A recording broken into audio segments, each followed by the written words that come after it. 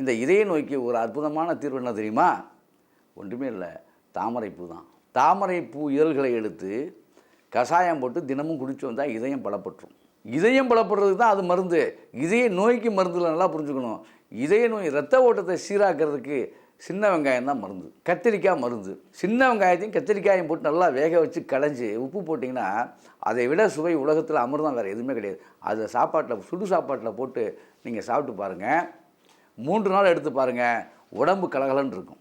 இதய நோய், இதய வலி, இதய நோய்க்கு சிறிய வெங்காயம் சிறந்த தீர்வு. ஏன்னா இரத்தத்தை வேகமாக ஓடவும். அது மட்டும் இல்லை, இரத்தத்தில் உள்ள அமிலங்களை கூட சரி செய்து சுத்தப்படுத்தக்கூடிய ஆற்றல் வாய்ந்தது நான் சொல்லக்கூடிய இந்த ரெண்டுமே. நல்லா பாருங்கள், நீங்கள் பிரியாணி சாப்பிட்டு தால்சான்னு ஒன்று சாப்பிடுவீங்க. தால்சா எங்கேருந்து வருகிறது, எதன் மூலம் வருகிறது? மூலப்பொருள் என்ன? கத்திரிக்காயை கடைஞ்சா அதுக்கு பேர் தால்சா. ஏன்?